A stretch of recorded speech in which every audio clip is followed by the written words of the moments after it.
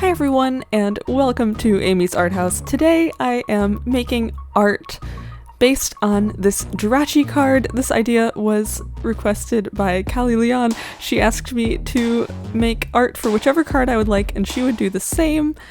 And so yeah, there is a link for her video down below. She does lots of painting and drawing type art. She's really talented, really kind, and very knowledgeable about Pokemon, so I highly recommend you go check out her stuff as well. If you are new here, I decided in June to come up with a hobby that would keep me busy during the pandemic, and that was to recreate the Pokédex out of paper. And I have never worked with papercraft like this before, so it has been a huge learning experience. I have made, what is this, 90 now? And it's kept me busy, that's for sure. I think it'll keep me busy well past when the pandemic is over. It was a lofty project goal, so... But yeah, that is what I'm doing on this channel. I also do some unboxings. I like other anime, and movies, and games, and stuff like that. I just kind of come on the mic and I talk about life and what I like. And yeah. I hope you guys don't mind. I think my longtime viewers are used to me coming on and rambling, but to other people I'm like, oh my gosh, they're probably very confused right now. But this is what I do. Feel free to hang out here. You know, put this on when you're working or before you go to bed and you need somewhere calm to come. Like, you are welcome to come here. But yeah, right now I'm working on the background pieces, and this was some mental gymnastics for me because I had to think about how the layers were going to work. Obviously, I'm not going to use the entirety of these large pieces. And it got really, really confusing. So in between working on the background, I actually started making Jirachi as a little break. So you will see that shortly. This craft in total took me 4 hours and 15 minutes, which is a little long by my standards. Sometimes I will throw something together in 10 minutes and then put a video out about it. So I really, really wanted this to turn out well.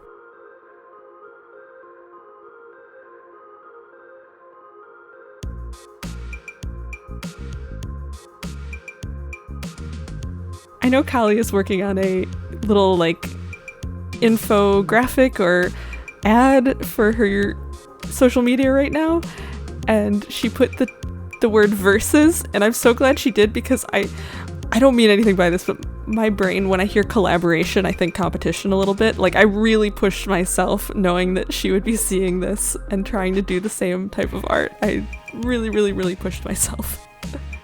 It is friendly competition, of course. But yeah, it's been a lot of fun.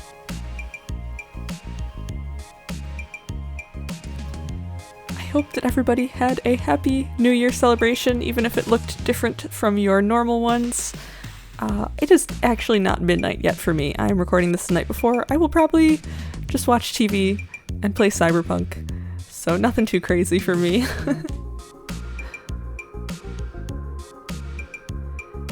I think for my resolution for 2021 is to take my art more seriously, make more art, watch more art, just live to consume media. That is my goal for 2021, because reality doesn't always seem so great lately, so the more art I can get into, the better.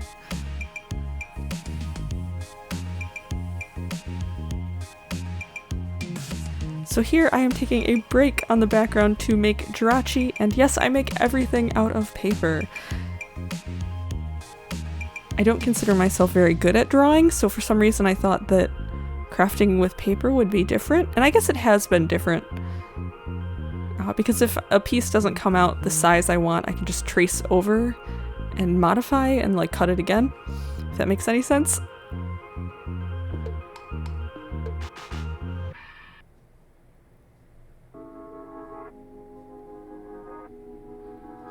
Jirachi is my favorite of the mythical or legendary Pokemon. He is so, so cute. And I used this challenge as an excuse to finally make him, because every time I'd get ready to make him, I was like, no, I'll just mess him up and he's too perfect and I can't do that. So this was a good push that I needed to finally make Jirachi. I think if you've been here for a while, I've been talking about making a Jirachi for like 2 months now, so it was the push I needed.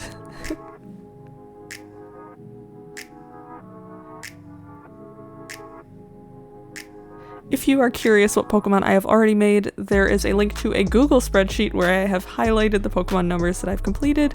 There are also 2 playlists of my crafts. I broke them up into seasons because when I was just starting out, they weren't all very good.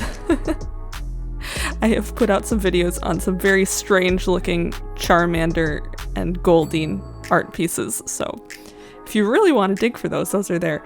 But I highly recommend looking at season 2 because by then I'm starting to get better at the craft.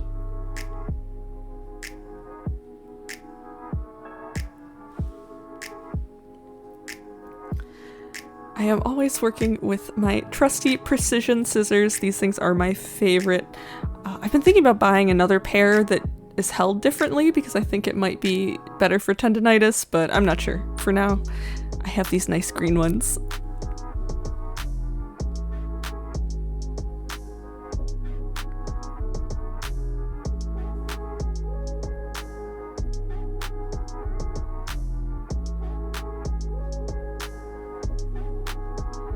So now that I have the main body of Jirachi put together, I have to work on his little tags that are on his head, and then I follow up with the eyes, and I draw on the mouth and the belly eye. I think that's an eye, right? I don't remember from the old movies if that's an eye. Let me know in the comments. I definitely don't have the greatest knowledge of Pokemon. I just like the art styles of a lot of the characters, and that's why I've been doing this. A lot of fond memories growing up playing the games and watching the movies, so yep. It's a very happy place during the pandemic.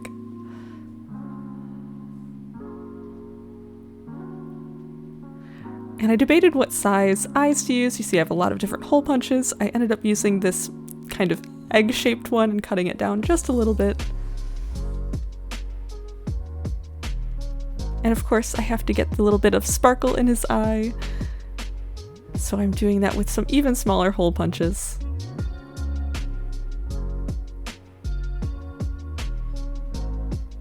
I really love how the eyes turned out for this. They're really cute.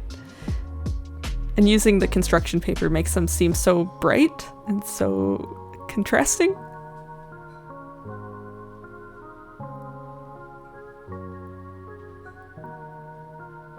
I debated using a piece of paper to do the belly line, but I ended up just drawing it instead. Sometimes I outline bits of the hands, arms, bodies of my Pokemon just so they stand out better on the page.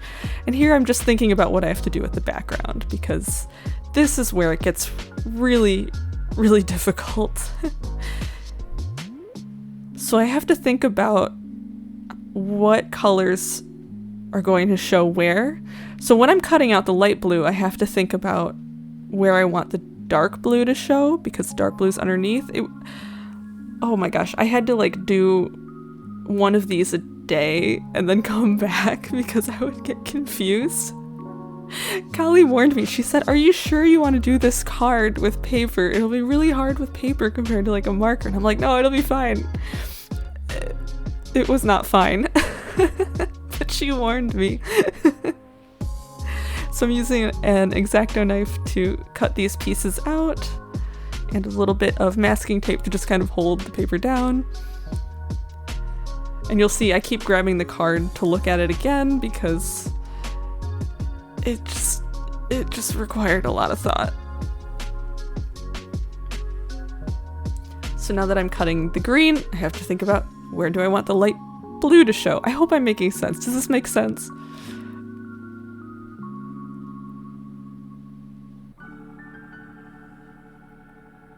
I probably could have gotten away with cutting less. Like I probably didn't need to cut each of these out in that main shape, but just to visualize what I was doing, I did lots of those precision cuts for each layer because they're kind of like a roadmap to where it's supposed to go on the page. Oh, I'm getting tired just thinking about this. I'm gonna start talking about something else instead. What have you guys been up to for the holidays? How have you been celebrating? What kind of things have you been watching or playing or eating or what have you? I personally have been living in Cyberpunk for the past like 2 weeks. I had bought a new computer just for video editing, and then I was like, oh, Cyberpunk came out? Oh, I actually have the computer that can play it, and I ended up buying it. That was kind of a nice surprise for me ending 2020 because I forgot about Cyberpunk and I've never owned such a nice computer, so that's been a lot of fun. I will probably make some Cyberpunk crafts pretty soon. It's coming. I can feel it. It's gonna happen. Especially for my favorite character, Delamain, the AI taxicab driver. I always love a character that is non-human and kind of wants to be. I don't know if it's because I was raised on Star Trek and I loved Data from Next Gen or what, but I get warm fuzzy feelings when I think of those types of characters. Alright, so I have the dark blue, the light blue, the green, the yellow done. I just have the pink and the purple left. I was thinking about using red paper as well, but at this point it was just getting way too crazy, so I stopped there.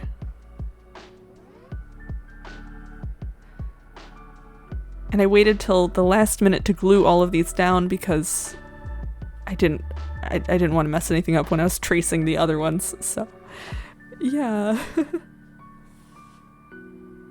And you can see I drew little X marks for the pieces that I needed to just throw away. And little arrows pointing to the tiny slivers that I needed to keep.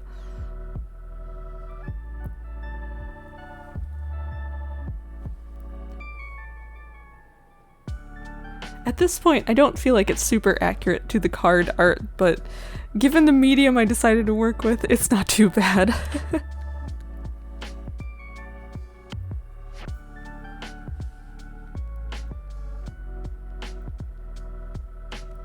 Are there any other Pokemon cards that you would like to see us do this kind of thing with? Let me know in the comments. I have loved the Vivid Voltage cards, which is why I wanted to do this Jirachi, because they all already look like very artsy to begin with. They look like watercolors and graffiti, and that's what inspired me to do this one. Alright, so now I am finally gluing all of these background pieces down. I apologize, this is a crazy long video. I just wanted it to still be watchable, you know? If I sped it up anymore, it would probably hurt your eyes. But here I'm putting pressure on them with books so that they glue together, and I just do that in between each couple of layers.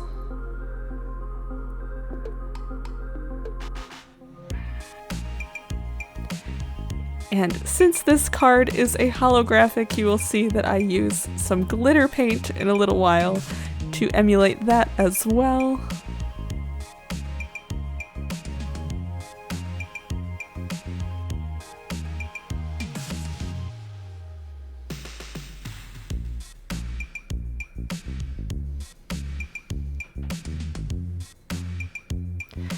And here it is, the extreme glitter paint.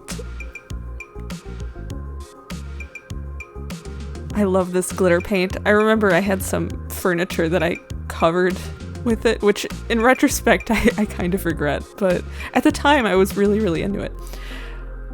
So once that is dry, I can finally work on assembling the whole piece. I put all of my Pokemon on a semi-cardstock type of paper. I forget what weight it is, but it's a thicker paper that can hold all of this stuff without falling apart. And I am using Tombow double-sided tape because it's really, really strong. But finally, when I get down to Jirachi, I am using these puffy stickers so that he pops off the page a little bit and looks kind of 3D. This is something fun that I like to do sometimes, especially if the colors aren't super contrasting. Like, there's a lot of yellow in the background, and Jirachi's pretty yellow, so I thought it would be best if he stood out a little bit more.